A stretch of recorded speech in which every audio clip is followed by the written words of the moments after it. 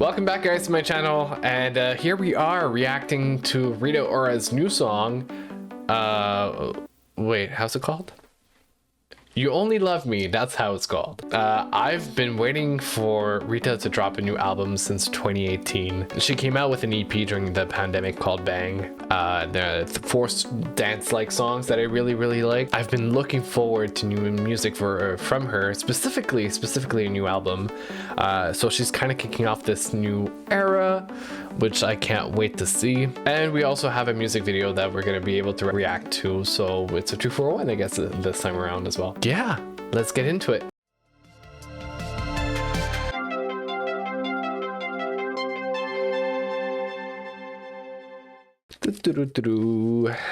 My desk is so dirty.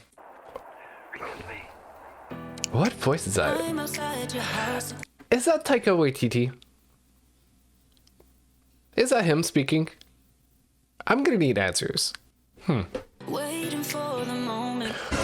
wait a minute. I just realized it's a very short one. It's 2 minutes and 29 seconds, which is like in the shortest I've seen.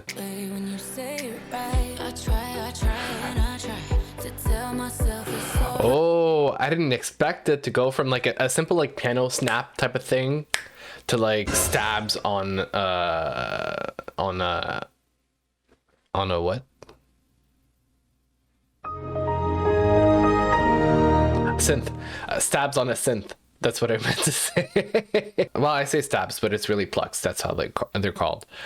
Plucks in I guess what is the pre-chorus at the point. I think I've stopped. Like, we're 23 seconds in, and I've stopped I think 3 times. This isn't great. Let me just restart that part. I love the mix around her voice. It's like there's something about her voice that is like I don't know how to describe it. It blends and works for every genre. It's I don't want to use the term generic, but it's like generic enough to pass anywhere, but also unique enough to know it's Rita. It's really weird to say, but it works well. And then the mix around it with like probably the What do those lyrics mean? This is going great. The doubles, the vocal doubles. There you go. The reverb and the delay. It just makes it like, it feels like a full room, which I like a lot. I like it. We have a whole like musical progression. It starts out with a simple piano snap, and then it goes into like the plucks on a synth, and now we're having like a deep bass on a synth again, but like it feels like it's like 3 really distinct like stages in the song. I mean, I need to say, for such a short song, the chorus is really just like a remix or like a little playing around with the vocal effects and Rita's vocals. Like it's a lot of that and less like lyrics, which I would have expected it to be crammed with lyrics because it's like such a short song. But no, like I mean, it's Rita Ora. She has this, you know, she's worked with Avicii, she's worked with a bunch of other DJs. Amazing songs, honestly, if you ask me. But it's really when it comes to her music that I usually like think it would be more lyrical. But I guess it's not in that case. It's interesting. And I wonder who the producer... Hold on. Let me look up who the producer is. Oh! Interesting. Okay. So there's 2 producers. One that I'm a little less familiar with. His name is Lewis Thompson. Oh, but I recognize this. It felt familiar. Like the sound of it felt familiar. The sounds sounded familiar, like I guess the production sounded familiar, and I've listened to Kiss My Uh-Oh by Anne-Marie and Little Mix and Crazy What Love Can Do by David Guetta, Becky Hill, and Ella Henderson. So I knew about that, or those songs that he's on apparently. So that's why it felt familiar. And then the other producer is Oak Felder. I guess he now goes by Oak, but Oak Felder has worked a lot with Demi Lovato and Kalani. That's mostly how I know him. or know him from Alessia Cara as well, especially the first album. Interesting. Okay, that gives a bit more context as to who made the song and where the inspiration or familiarity comes from.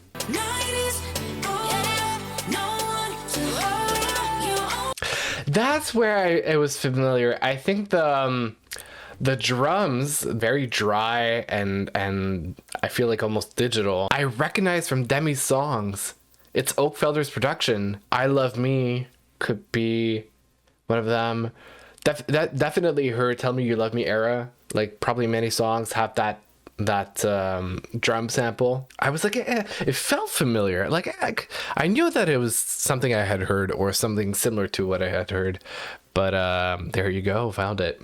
Finally found it. This is how I am, and this is how you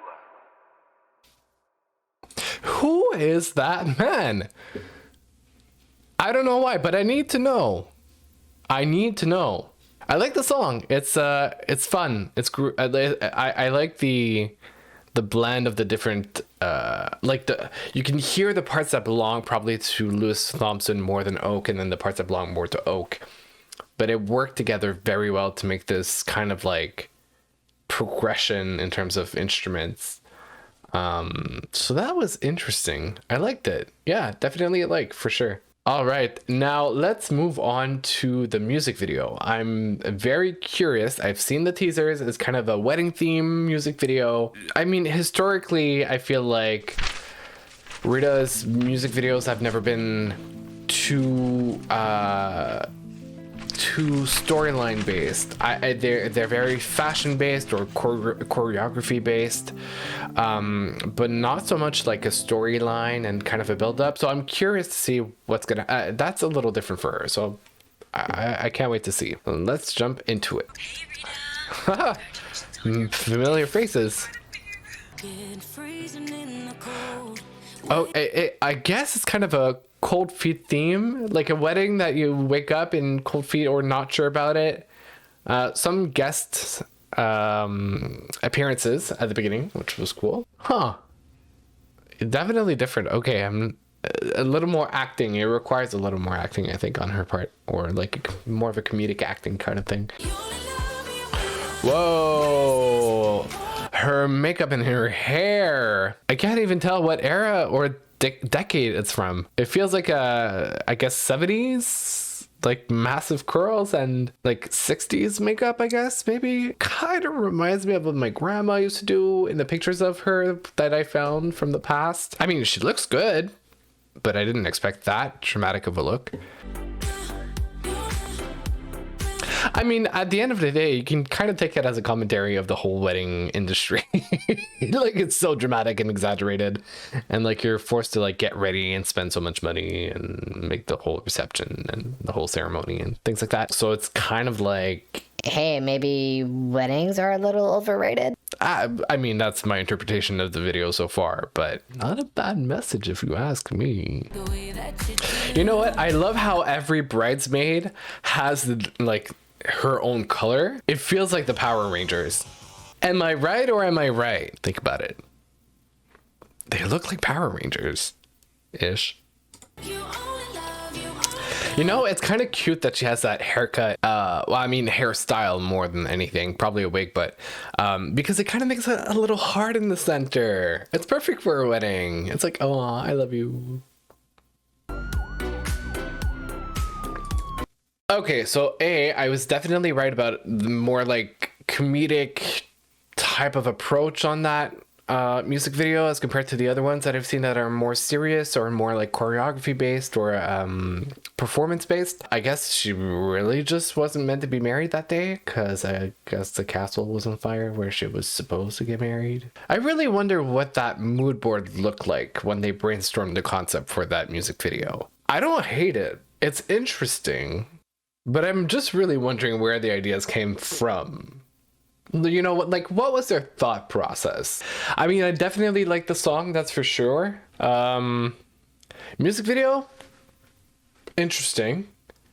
I also like that the cover art for the single, as well as the other like pictures that are taken from the photo shoots, like the press pictures, are not directly from the music video. Like a lot of people do that. A lot of companies and labels do that. They get like the single cover art taken from the set, which is like a nice way to be efficient and, well, you know, save on costs. But sometimes if you want to get like the message out, I mean, it really depends when the music video was recorded versus like when the song was submitted to the streaming platforms. But yeah, I mean, yeah, that was something.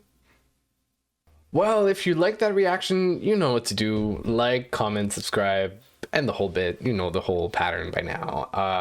It's YouTube. It's 2023 after all. So I'm who well, that's not true. Some people don't know. But anyway, hope you like this reaction video, and I'll see you guys later.